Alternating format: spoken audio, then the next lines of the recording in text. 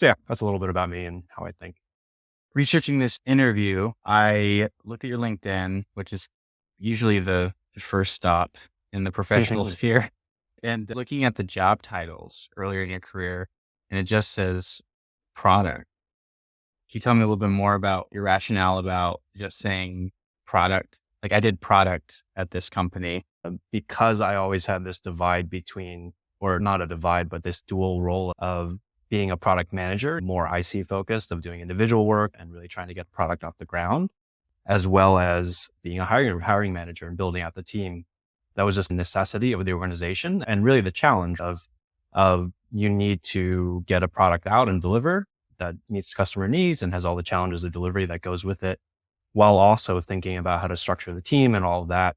I think to encompass that role, it's difficult for me if I say product manager or something like that, because the challenge morphs over time and for the stage of the company. That's funny because I feel a very similar way about like my job title and like the responsibilities. I used to say product design, UX design, and then eventually I just do design and I use the toolbox. And then my day to day changes depending on what the org needs.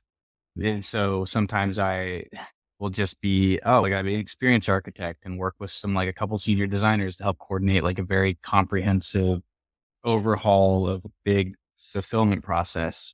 And I need to make sure all the trains are running and that they have the requirements properly framed, obviously from like product management, but you translate it into a design brief, help them understand like where everything fits and like doing service blueprints. And then other times, yeah, it's service design.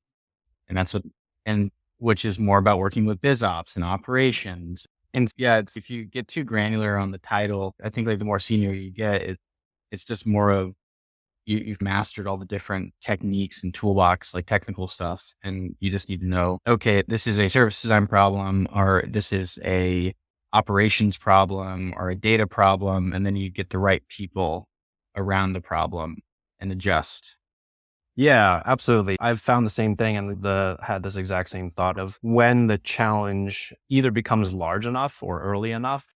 It's really about figuring out what game you're playing, right? What game or what is this particular type of challenge? And then that gives you some bearing at least of, okay, what's the skill sets am I bringing as an individual contributor?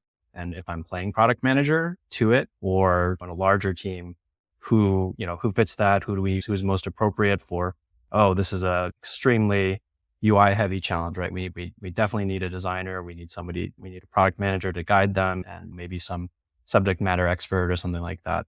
And I find that kind of categorization, it's not perfect, right? Because you still have imperfect information for a lot of situations, but it helps you at least find an initial way to approach a challenge. So yeah, that's some of the reasoning back there.